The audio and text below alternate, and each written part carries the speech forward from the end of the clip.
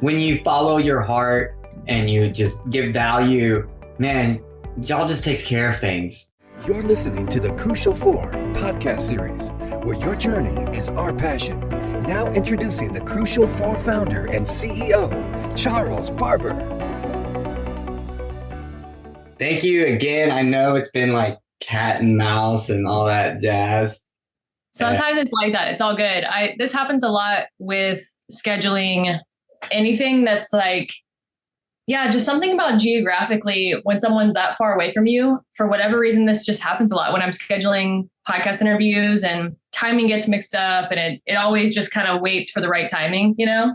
Yeah. And I appreciate that about you. I didn't know you'd be so forgiving like that, because I totally get that. And yeah, you're 10 hours and my staff, they just couldn't get it right. And so it was just a challenge. So we're here now. It's all good.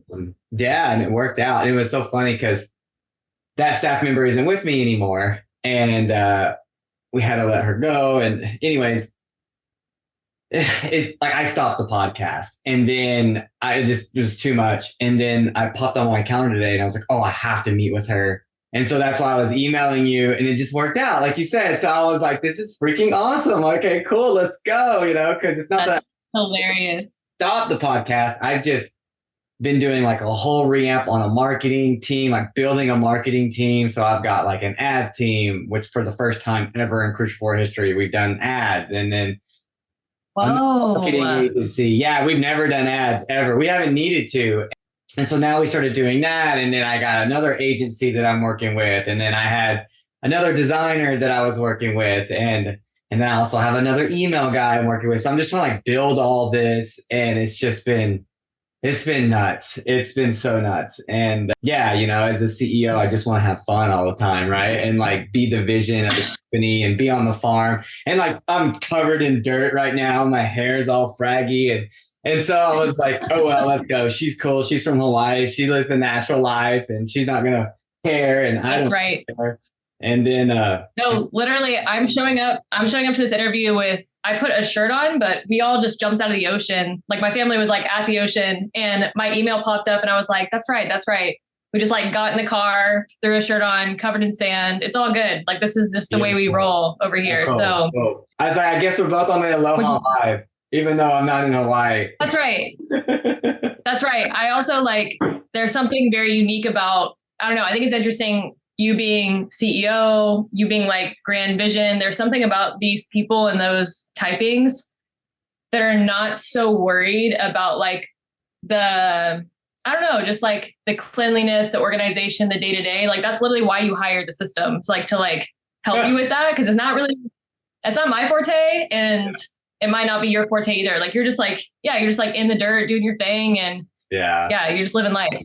Yeah. It's I've always been, and I try to be more organized, and it's all in good balance, but I just love the freedom to be able to live and to just let things happen and flow and so cool. Well, I hate that I interrupted the ocean, but I know it's right there for you guys forever. So, hopefully. Totally. It's a mile down our road.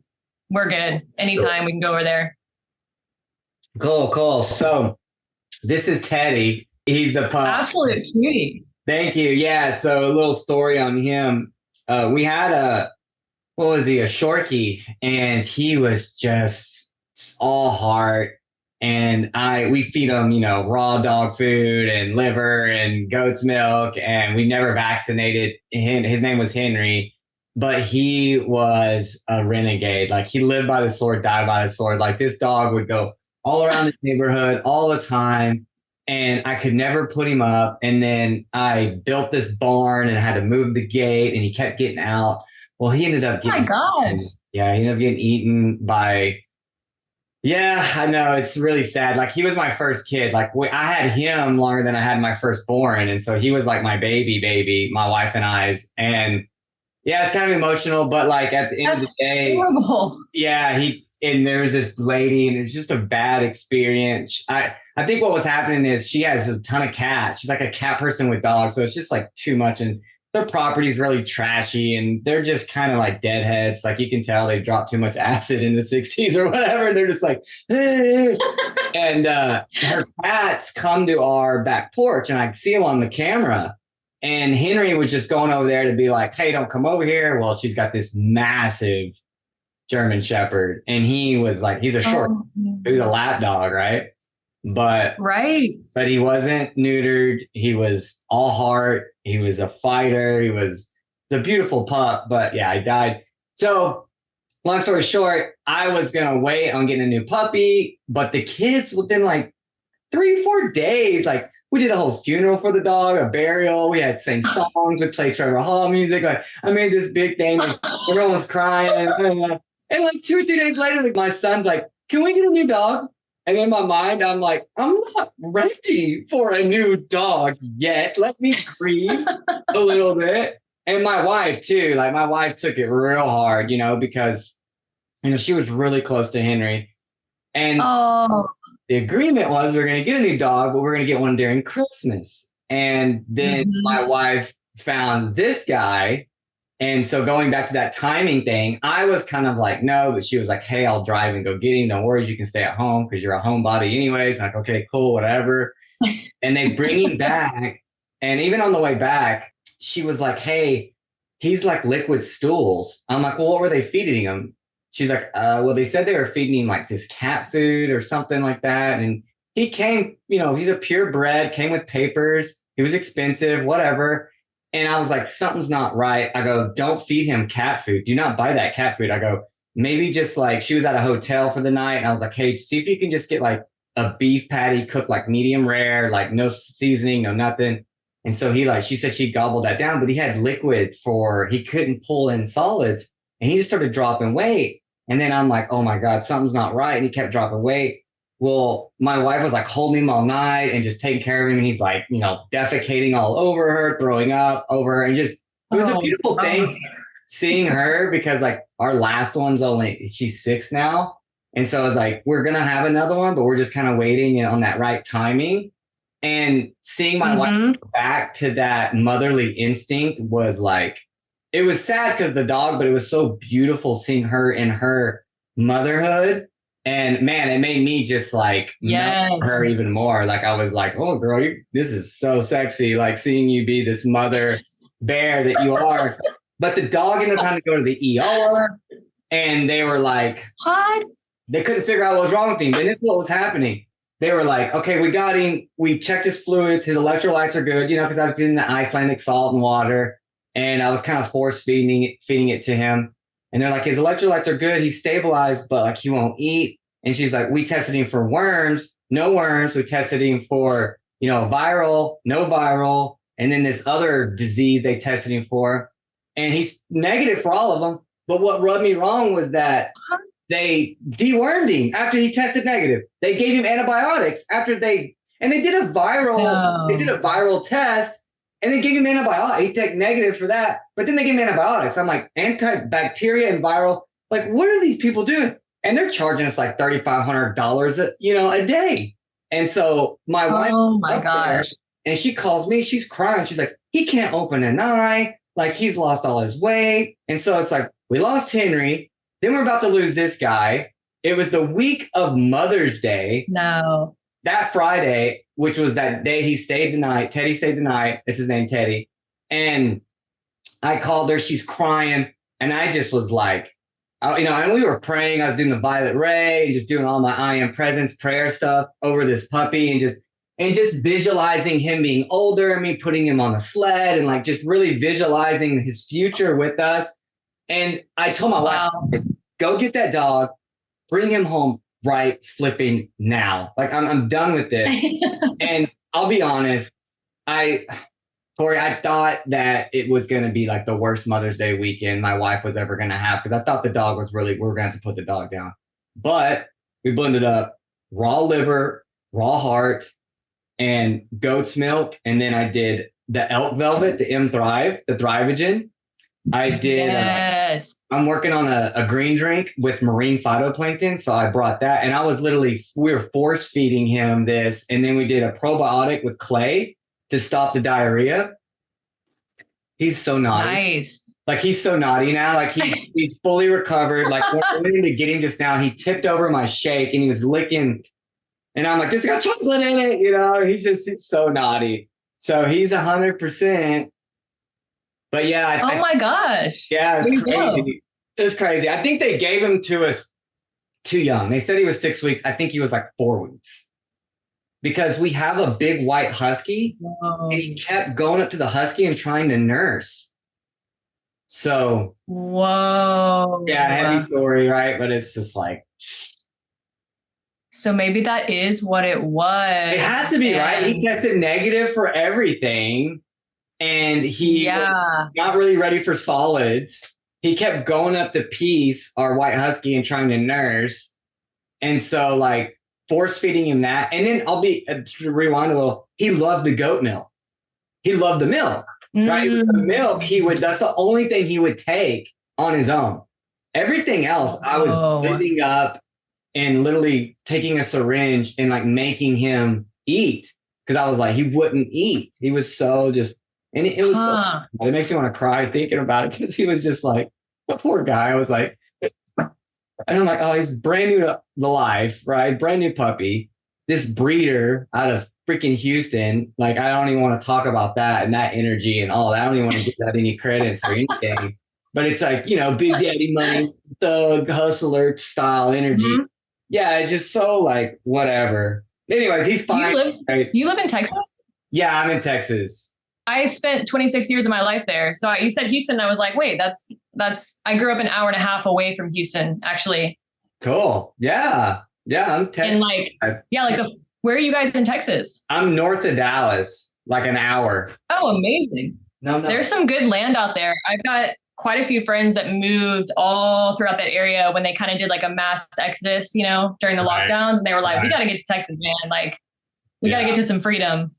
Yeah, no, I have like 400 acres an hour from here. My grandpa was a sustainable farmer before regenerative farming. No way. Yeah, like back in like the 40s and 50s, like he was a regenerative farmer, and he got rewards when Bush Senior was governor. And there's plaques at the house where he's like shaking hands with him, and all these plaques and awards he got. So I grew up really close to that property, which was actually a couple thousand acres, but there's like seven aunts and one uncle. And so it all got split up. And then, so they're all out there now because my grandpa's passed. He's been gone for 10 years now.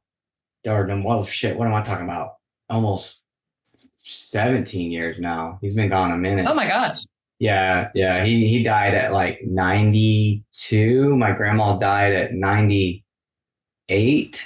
Oh, good for her. Yeah, but my mom was the runt, so she was the last child of like the 7. So that's why he died so young in my age. I mean, yeah. So, but yeah, you know, Dutch, German genetics, whatever. You know, out there, regenerative farming. But yeah, Texas is awesome. I love it here. Yeah, I love it out here. It's my home. I love traveling though too. You know, like we're gonna get some land in Costa Rica right now, but love Hawaii. Love where you're at. Sick.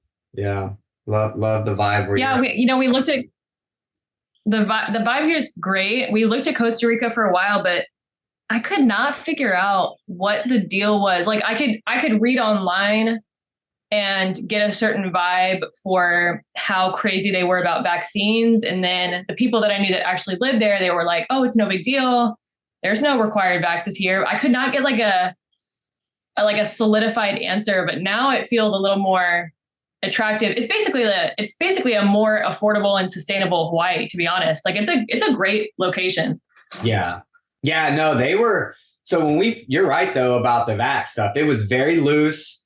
It was very like, we were starting to go down there. We'd already went down there. I went to this waterfall. I met this Colombian shaman actually at this waterfall, which was crazy. I had my dimey stuff on and he was like, hey, I've got the same stuff. And so we just connected, and then we were going to go back down there, and then the vax stuff had it. And then they were like mandatory vaccine for Costa Rica. So we wiped Costa Rica off the map. We were like, okay, it's not going to happen. But then that all got lifted. Right. So yeah.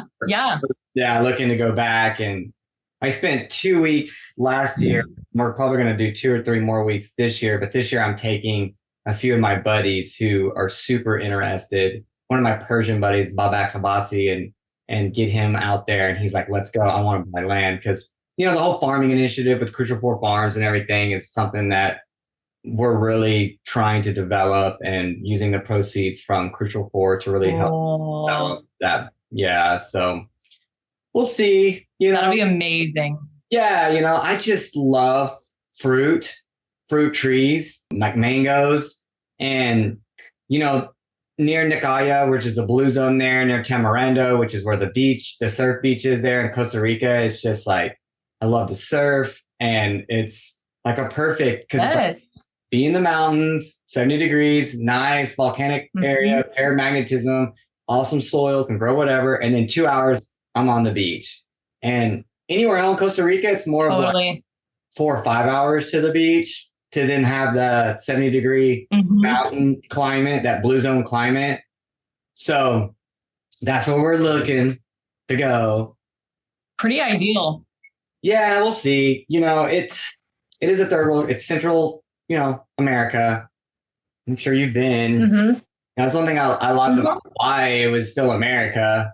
Some things are easier with you staying in the American, like you just don't have to deal with the whole like citizenship and what does this look like and blah, blah, blah. But I mean, we've had our eyes on Mexico for a while. There's loopholes to make it happen. And thankfully by now, like in 2023, enough people have paved the way where it's getting easier and easier to kind of like hone in on what that path is to actually create that, sustainable place wherever it is that you're wanting to plant roots. So would you kind of do like, so you'd open up basically a farm there, but you guys would do 50-50, like Texas, Costa Rica, or do you think you would just sell your whole place? No. I love it here.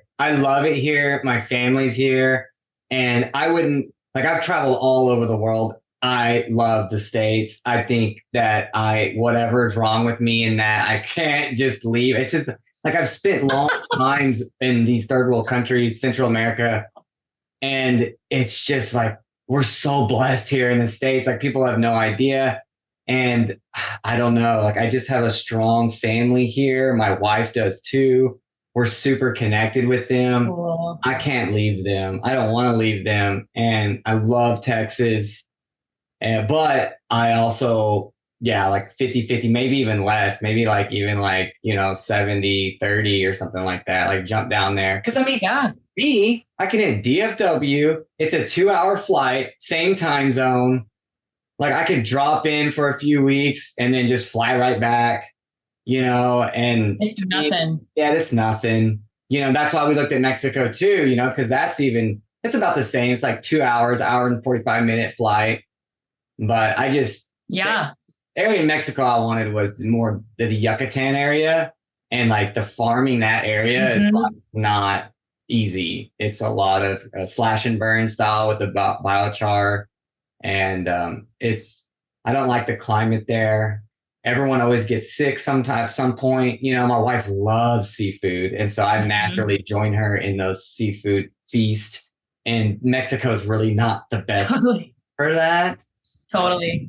Yeah, you know what I mean? Like, and so, so like Costa Rica is definitely better. I mean, Belize is actually better than Mexico as far as like the seafood goes, in my opinion. But, they have that Montezuma's Revenge thing, in Mexico that everyone gets, where they get diarrhea or whatever.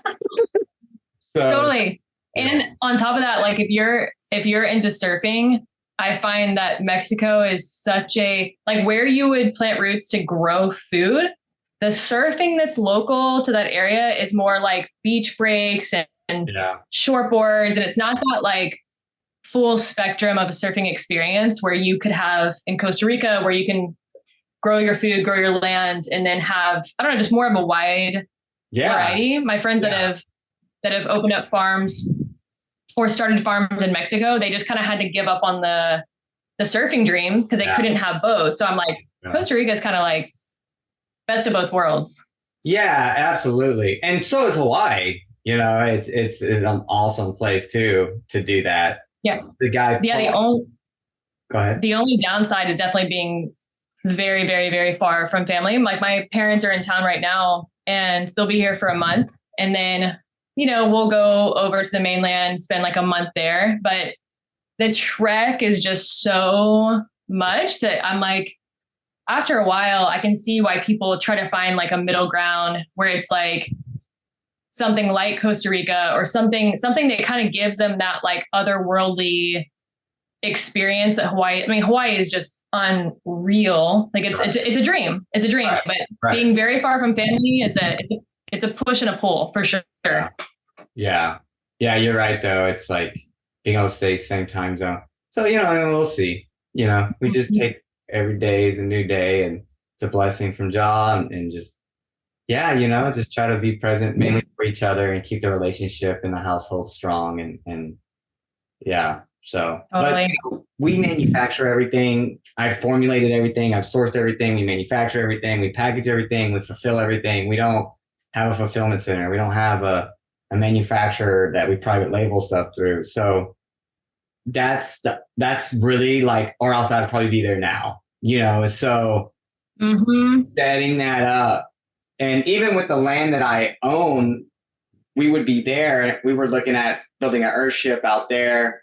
I really wasn't into the tiny home concept. I really liked the rammed earth, the adobe look, or the earth ship style homes like the ones in Taos, Mexico. But my wife totally no, because she's the COO, so she runs operations at the clinic in the manufacturing center, and that's in Addison. So that's like 45 minutes from downtown Dallas. So yeah, it's like right in the middle. So it's like, Dallas is here, and you've got like Fort Worth, and you've got McKinney, like Addison's right above downtown Dallas. So, and that's where I started everything, like with the community here and in the Big D. So, but now it's like, I feel like we could go anywhere, and totally. And because we're online now, and we have some walk-ins still, but I've really the last 3 years, like we've only been online for 3 or 4 years. And I did not know that. Yeah. That's really fresh. Yeah. Super fresh. And especially with what we've seen growth-wise organically, like we've been super blessed by the community and people like you that have shared. And like we've had the Icelandic salt for 10 years. Whoa. Yeah. And everyone's like just now finding it. And it was one of those views that I had been connected with for a long time, a decade. And I've always been taking it. But yeah, it's like now though, I read that Salt Fix book like a year ago. And since then I've been like really heavy on the salt, looking at it more as an essential nutrient versus like a condiment, like even in the past when we first got it. And man, it's changed my life. Totally. Like, yeah, like just demystifying the whole hypertension, blood pressure thing and understanding the difference between table salt and sea salt and that there's a major difference in how it reacts within the body and all that. Totally. So, but yeah, so cool. So for people that don't know, and look, I hit the record button. We can edit some of this stuff in and out with the editor and stuff like that if we need to.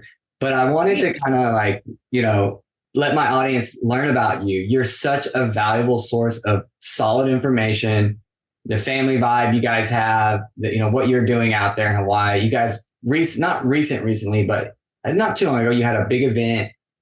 And I would just love for my audience to learn more about you, what you're doing, who you are, the presence and the power you're packing and what you're putting out there, because we find it to be near and dear to our hearts and very powerful. And we're always like checking on your stuff and seeing what you're posting and all that good stuff. So I so appreciate that. Yeah. Well, my name's Korey, and yeah, kind of how I found myself into this area of wellness, because I think I always would have thought I was on a wellness journey, and we always are, but evolving into this place of metabolic wellness was through my journey of reversing, and I'm putting air quotes if this is not on video, but just air quotes, incurable disease. I have been diagnosed with endometriosis, and I thought at that point, I was like, I'm pretty healthy. Like why and how would this possibly happen? And when I started working with a holistic practitioner, and we so quickly just reversed the entire dysfunction in my body. Wow. I was amazed at the innate healing capabilities that the human has. And it's always been a part of our biological wiring. Yes, ma'am. And Yes. yeah, it's like, it was mind blowing to me. And I was about 24, if I'm remembering correctly, about 24 at the time. So at that point, my approach to health and wellness had been more in a functional, like strength training, eating clean, again, air quotes on that, because what does that even mean? At that point, it was like, it's funny, we were just talking about salt. It was like low salt and lean chicken breast and like your greens and your salads. Like, yes. Yeah. That's right. So that was kind of, and what's interesting is like all of those politically correct nutritional tips was what I was consuming when I was regressing into chronic dysfunction. So that was an important light bulb moment for me. And after working with that holistic practitioner, I think I've always had something in me that's been looking at, okay, how is this sustainable and what is sustainability? Because after working with him, I was like, I want to learn, now that I know that the body can innately heal, what is it that the body actually needs to sustain a level of thriving wellness where you're not just regressing into dysfunction, I didn't want to go in and out like this. Like I wanted to learn, like, what is the human need to thrive? And so that led me to the world of metabolic health. And so finding people like Dr. Raymond Peat, who has since passed, the late Ray Peat, I have so much respect for him. Dr. Broda Barnes, Hans Selye, all these people that have holistically looked at the body and not just seen, numbers on some sort of a test or a lab and food as a reductionist lens of, oh, you do this and then it does this, cause and reaction. It's more of like they brought this holistic lens of basically the fact that the body was energetically responding and adapting and interacting with every single thing around us, like relationally, food-wise, soil-wise, like there's such an energetic relationship. And basically that was my world into understanding metabolic health. And so once I started diving into that, I was amazed. Like I started like reversing aging. Like I didn't even realize I was like premature aging so much until I started reversing it. And I was like, I just shaved off 5 years of my life. I had no idea how old I was looking and how depleted I was looking at age, 25.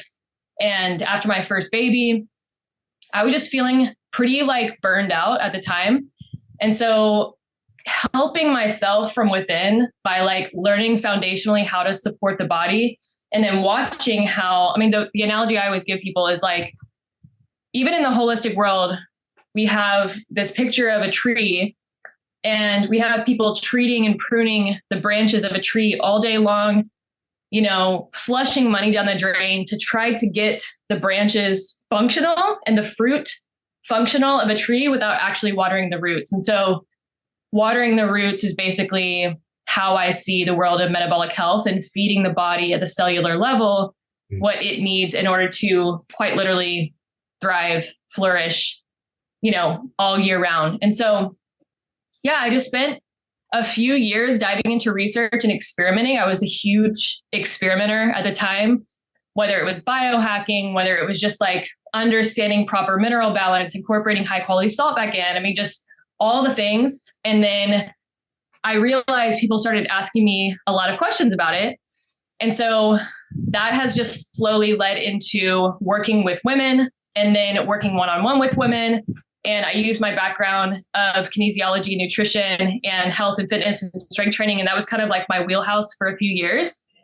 And then I realized that the demand and the hunger for this information and experience that, because women were like primarily my wheelhouse, the demand for understanding that information and applying it to themselves and realizing that basically a lot of human suffering is self-induced. I know that is it sounds like an abrasive statement, but there was so much of my life that was suffering that I could help myself out of just by understanding how the body wants to thrive. And so right. basically I built out the sovereignty. That's right. Yeah. And I built out a course about 3 years ago, launched that along with a brand, along with a podcast. And then since then, it has just organically exploded just because people have taken the step of giving themselves that experience as well. So it's beautiful just to sit back and watch what people do as they step into this idea of radical responsibility, becoming their own expert of their body, not playing victim anymore. And yeah, I've seen the most just wild things happen. And I know you have too in your community, of just watching like literally bodies come back to life and families and ripple effects happen from there. So that's a little bit about the business world. But yeah, I live in Hawaii with my 2 kids and my husband, and we have just a really natural, simple life here. Lots of time outdoors and just nourishing ourselves in every sense of the word. And it's a pretty special life. That's beautiful. Yeah, no, the value that you bring to the table, it's, I mean, look, it shows for itself. And I love how you talked about how it organically just kind of grew, which was like the preface to our initial conversation before we got connected. You know, it's like when you follow your heart and you just give value, man, y'all just takes care of things. People are able to hear and really get the message they need to hear. And, you know, when I did consulting in the beginning, man, I was overwhelmed with all the stuff that you women get hit with. Like, you guys get hit way harder than us guys, like from cosmetics to lotions to how you're supposed to look, how you're supposed to be, like all this crap. And like, for me, it's like, it was so overwhelming, you know, but there's a lot of common things, but just to like what you said, like we had the ability to be able to heal ourselves, right? Like, I know what you mean when you say that term you said might have been abrasive. And maybe that would be abrasive for people that are on the other side of the fence right now, because now they're in a situation where they don't feel well, or their back is against the wall. But when you come out of it, you realize it. You realize like, oh man, I was in my own way, and I was kind of creating all of this within my habits and my thoughts and the things that, you know, was being told to us, which in our defense as a human race, like there's lots of propaganda out there that is force feeding an agenda. We have to understand that, you know, we have to understand and have empathy for ourselves in that. But when we come out of it, it's like, oh, sheesh. And that is, to me, that's why I said sovereignty, because sovereignty is more than just a word in that, you know, you're a righteous or you're a king and it's biblical. It's that you take responsibility for your health, your family, your well-being. That's not easy. That's actually challenging. Totally. Very hard to do. And it takes sacrifice. It takes discipline, you know, and we live in a day and age, I feel like, where, you know, I remember growing up and like, we never had cable TV. My parents would not buy it, but I'd go to my friend's house and they're like watching MTV. And it was kind of in that phase where you would MTV Cribs and all this stuff where it's like, we sit back and we view this, and it creates this idea in our mind that things are supposed to be handed to us. Life's easy. Look at this rich person. Then we start comparing ourselves, and it's really just effed up, like the whole thing. And it's such a facade and an illusion. And I think of the holly tree, which is what the witch would make out of her staff. And then the word Hollywood, like that whole connection to this Luciferian illusion that's being like forced. Totally. But it's only being forced down us if we listen to it, if we sit on our ass and watch TV and we let that dictate. And I'm sure that's a big part of why you guys moved to one of the most beautiful places in the world, so that you could be outside. Because when you take your children outside, they have a different experience than when they're sitting inside on their tablets or on their screens. And it's so profound, because if anyone out there struggles with that, just note that if you're trying to transition your kids over to a more natural lifestyle, like you see that Korey has created for herself, first off, understand she created that for herself. She didn't just given, it wasn't just given to her. You know, we have to understand that. Totally. But understand there's going to be a transition period. It's going to be tough. Your kids are not going to want to go outside. They're not going to want to think for themselves. They're just going to sit in front of a screen because it's easy. It's easy to be lazy and benign, but through persistence, we find opportunity. And that to me is the definition of what people call someone being lucky. You know, it's when persistence meets opportunity. And be lucky, you know, like people could look from the outside looking in like, oh, she's so lucky, but you were persistent and the opportunity was there and you kept it, you driven, you made sacrifice, you made discipline. That's part of being persistent, right? And you created the life that you truly wanted. You know, you didn't just sit and bitch and complain and, you know, like, oh, my life sucks or this or that. And yeah, I don't know why I wanted to mention that, but it's just something that I've noticed raising children as well, you know, so. I'm so glad you touched on that because it brought up a lot, honestly. I mean, I think of even there is an actual bioenergetic state, a victim mindset, where this is like a hormonal place that you can actually get yourself into just by choosing how you are nourishing yourself throughout the day and how much estrogen you're exposing yourself to. And it's interesting because what I noticed is when I put my online course out, so we moved to Hawaii with no money. Like literally, we just took a leap of faith. Like we just took a risk, you know, and we were living in this little studio cottage down in a gulch for the first probably 6 months that we were living here. And I found myself, it was interesting because I found myself like, you know, my son would go to bed for the night. My husband would even go to sleep for the night. And that's when I would like work for the next 2 hours. And I had the creative energy to pour into that because I knew that I was aligned. And like, that's an important conversation of like, if we are aligned with basically just like, even down to the biological needs of the body, you will tap into what that is that the human wants to experience and express. And for a woman, we are extremely creational beings. You know this, you've had children, you know that your wife is literally just a creational being just by birthing a child. And so what's interesting about women, and I know I'm talking I'm talking to both men and women in the audience right now, but something that's interesting about women is even if we don't have the alignment of where we want to pour that creational energy into something that makes a positive impact, that could be a child you are creating with your body or creating something good in the world, that creational energy will still go somewhere. So you'll create drama, you'll create conflict, you'll create this story in your head of why you can't experience anything good in life. Right.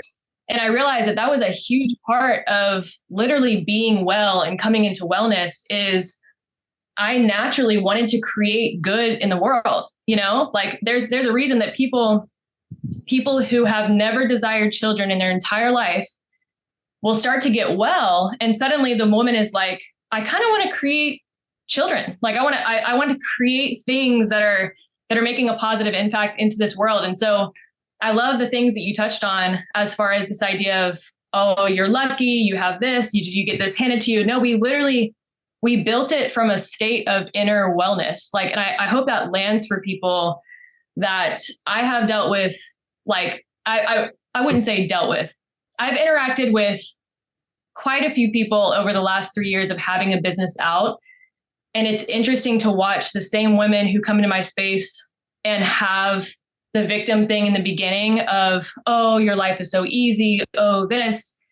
And then they'll stick around. And over the next couple of years, their entire mindset will shift into a place of, wow, I can do so much for myself. And what you did was take radical responsibility in your life and built the life that you knew that you wanted to create. So for the same reason that we got rid of a TV in our home, I visualized our life and what we valued in a family system with our children, the ages that they are. They're young, they're 5 and 1. And TV shows and movies, it wasn't part of that picture. And so we got rid of the TV. It's like making mindful and conscious decisions of what it is in your vision that you know that you're headed towards. And I truly believe that being able to step into a state of radical responsibility to make those mindful choices, whatever it looks like, is a state of wellness and alignment. And so, yeah, I think you touched on a lot of really great points in that your mindset literally will shift as you come into alignment with even just feeding and nourishing the body and giving yourself the energy to be able to see a different lens. Like it'll kind of clean your lenses, you know? Yeah, no, absolutely. And it's so powerful because once you're there, you see differently, you perceive differently.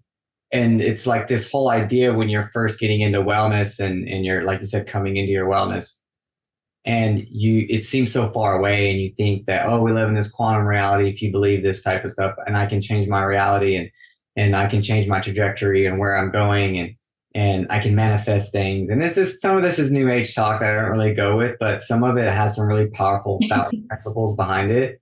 And yeah, man, you can create a whole new lens for yourself. And when you do that, it's kind of crazy I just want to tell a story, right? Like instead of trying to elaborate, it's just always better to tell a story. So Diamond Church, I got indoctrinated into the Diamond Church, and we had a retreat this last weekend. So I had like 8 or 9 guys there. I lead the ceremony, and I'm explaining to them the Christ within, the story. And I'm explaining to them like, hey, you need to like really be conscious of your thoughts and the stuff you're watching. And if you're into this stuff, that stuff, you know, that it's really robbing you, because that part of your body is your creation center. You know, going back to what you're saying about being creative. And as a man, we have not like a woman. And I want to talk about that too, because there's something so powerful about women in their aura that you guys have. The women were usually always the healers. The women were originally the ones that the kings would go to find out how to make decisions in life. Like, but let me digress and go back, because I want to put that out there, because you guys have been suppressed with that. And I've learned to listen to my wife in that, even though when a lot of times it's coming through her in a way that she is maybe upset with me. But I always try to just listen, even though as a man, we're always told we don't listen. Right. And, you know, whatever. I don't feel any type of way about it. It's true.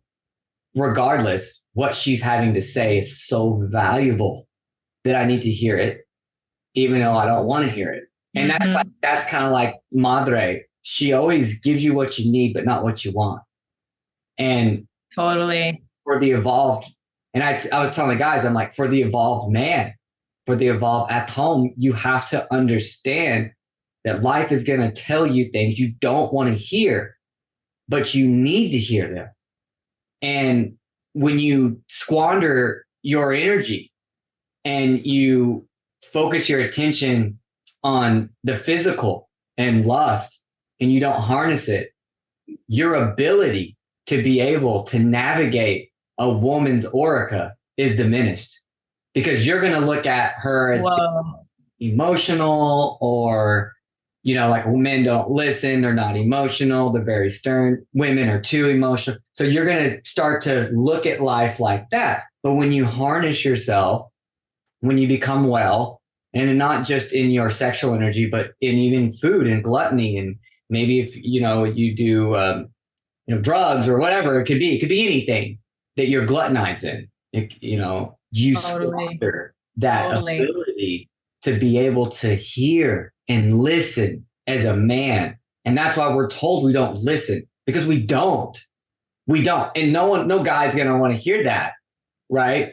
But we have to understand that, and the reason why that comes up time and time again. And I just told the guys, I was like, look, if you guys don't harness your energy, you're not going to be able to handle the woman. Like, you're just not. She's going to know without even her knowing. She's going to know because she's a feeler of energy. And that's why we think she's more emotional. But in reality, she's just seeing beyond the logic of life. she's more in a creative space. Totally. Right. And so we have to understand that, like, we don't need to understand, and we have to learn to be okay with not being okay. Like so many times in life, we want things to be perfect. And that's part of that new age BS. Like everything's going to be perfect. Everything's got to flow. And I know we were talking about flowing with life and things, but it's no, not in the essence of like if we were to flow with it, we wouldn't have done the podcast, because it'd been like, oh, it just didn't work out, blah, blah, blah, blah. And that's that new age bullshit. But little did anyone know, Korey and I have been trying to get on this podcast for 6-8 months now. We were persistent. We made it happen.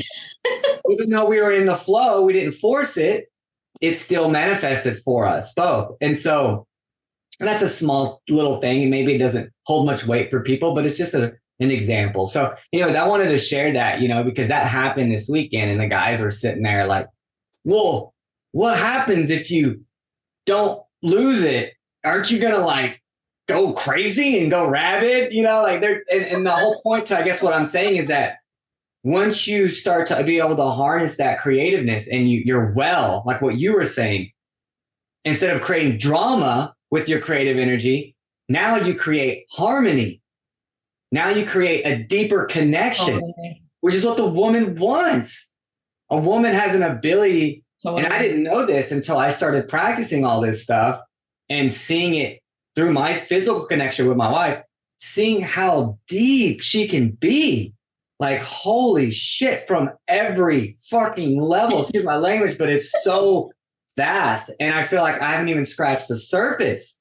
And I feel like her in her prime now, 32 years old, that she is even like, what the fuck's going on? This is awesome too. But it takes both.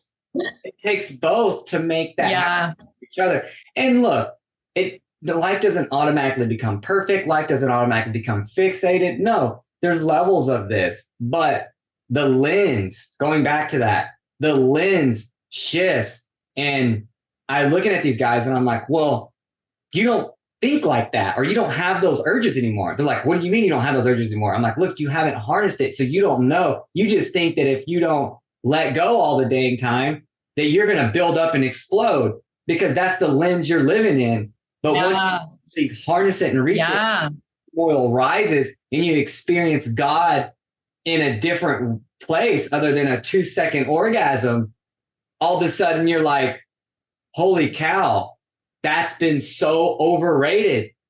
Like, looking at women in that way, so overrated. And it's actually demonic. It's Luciferian. And it's robbing me of my peace and harmony. It's robbing me.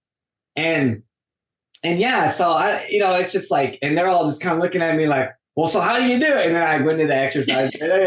So it's like getting them engaged. So it's powerful for us men to have our circles. And I hope that for me and my circle, I'm not trying to impress these guys, but to impress upon them the importance, of what it means to be a sovereign man, because behind every man, or right next to every man, is a womb man. But it's a man with a womb, right? But it's a woman, right? And so it's like that creative power, and just understanding that dynamic, because, it's just like, it's so easy to like go the traditional American route with things, and and when you go that route, no wonder why the leading cause of marriage is divorce, or what divorce is marriage, or whatever that saying is. Right? But when you look at the statistics, it's crazy how many people get divorced, and that's one thing I've really loved about my wife, is that like her and I, we're both soldiers, and like we have been through a lot together and struggled a lot, and a lot of people around us are like, how are you guys still together? And we're like, LOVE, is how we're still together, love and whatnot. Oh, is that one of your babies? Yeah, for some reason, one of my children just walked in. There it is. She made us want to nurse. That's so funny. Yeah, the best analogy I've heard, one of the best, for the dynamic between a woman and a man, is that the woman, by a girl named, her Instagram name is Feminine Eros. It's Jillian Pothier. She can be a little out there for some people, but I kind of like people that are a little out there. one of the things that she says is that women lead with their frequency and their intentions. And so when they're clear on who they are, they don't even need to necessarily speak it out, but the man will show up and have an opportunity to provide provision for that frequency. And so on both ends, that's why it's so important for a man and woman to be clear, because the woman needs to know what she's asking a man to protect. You know, it could be that if she's operating out of, let's say, a victim mindset, then she will, on a subconscious level, ask her man to protect her and kind of keep her stuck there, you know? But if she's clear on who she is and really like in touch with herself, that, I mean, like the power in a woman's intention in that way, and watching a man be like, I'm going to show up and provide provision for this, like, that's one of the most beautiful things I've ever witnessed, to see how powerful that union is together when both are clear on basically how they are, how that unification happens. Because it's like, you're talking about how deep your wife is when you're in touch with basically yourself, right. You know, that's that cleaning the lens again. And it's interesting. There was one more thing that you said that I thought was really interesting to touch on. And it was this idea, if a man is not having some sort of a physical release, he's just going to explode. Like that's that idea that men will just like self-destruct. And that's the idea, is like, well, it'll end in destruction, death, bad. But instead to go, no, we could actually head somewhere that is so much more powerful than that. And actually like, just shows up to the world so different. That just shows an entire lens on humanity that is different, where you're not constantly looking at humans as bad and destructive, you know? Right. Yeah. Yeah, absolutely. Yeah. It's an interesting thing, and it's hard for a lot of people to conceptualize it, but you know, once, and it's a long road, you know, I know like for me, it's taken me years to get to where I am now. And a lot of people are just now finding out about this information from a woman's side, from a man's side.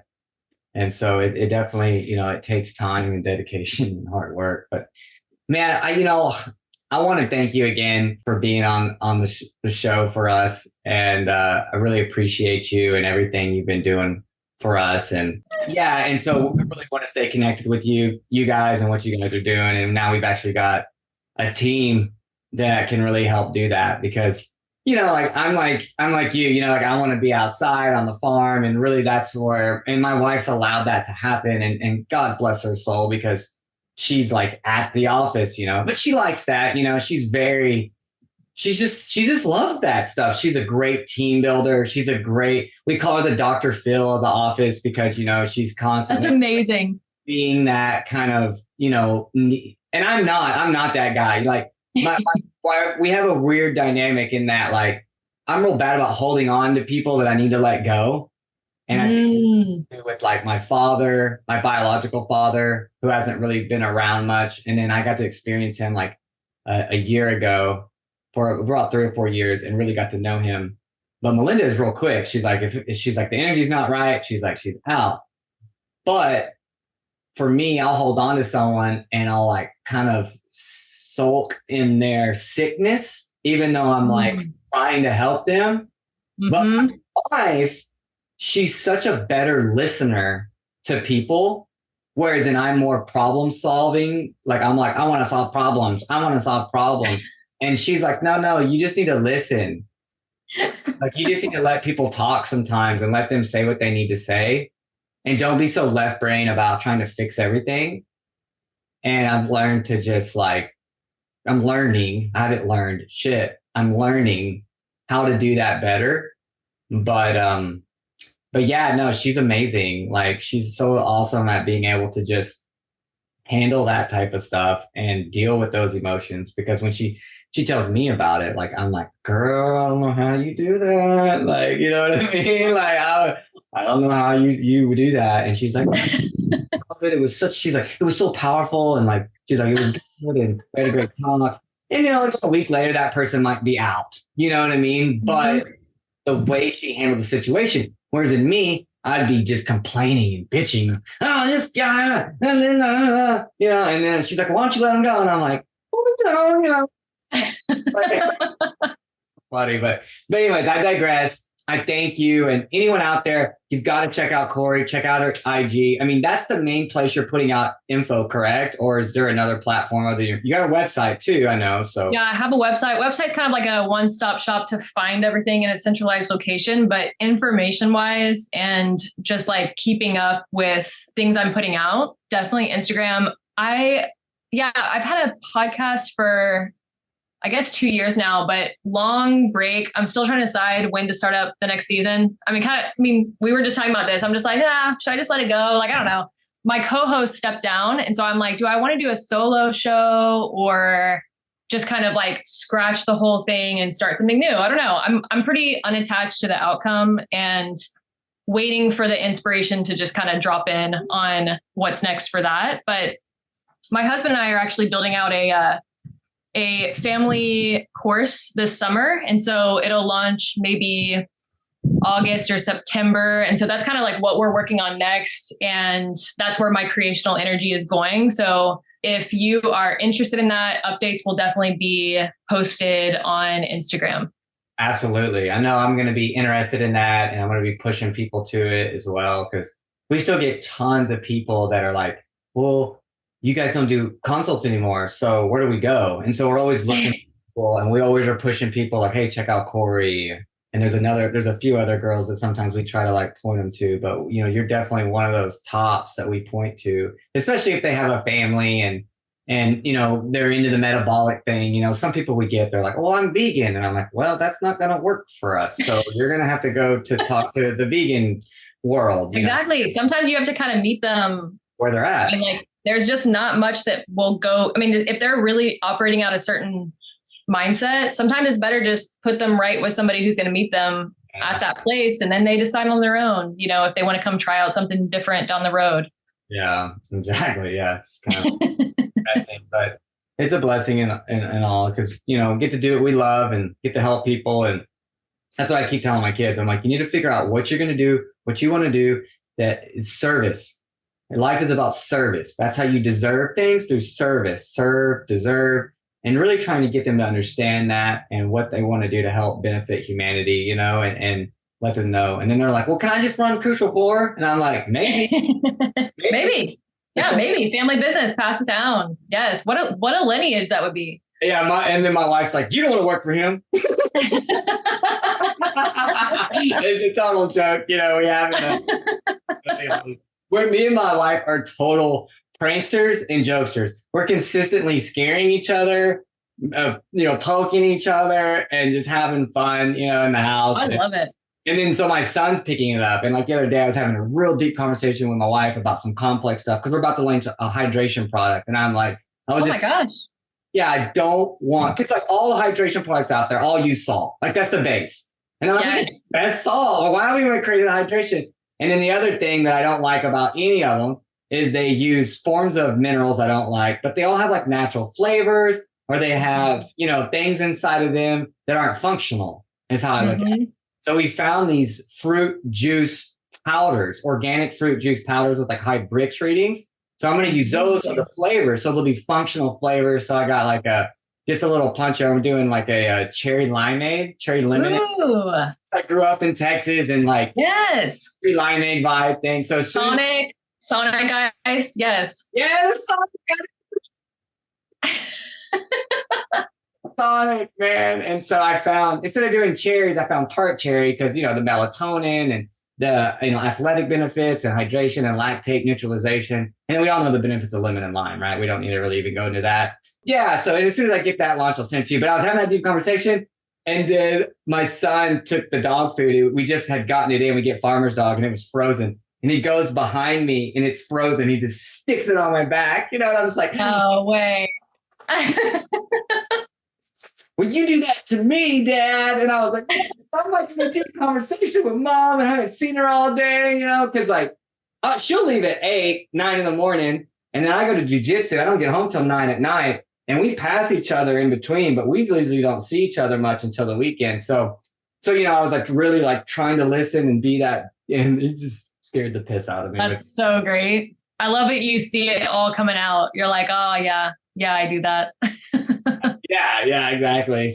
And him clarifying it. So, but anyways, thank you again. I really appreciate your time. I look forward to the new course.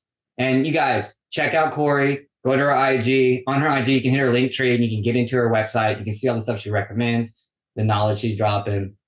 And we're huge on the metabolic movement too.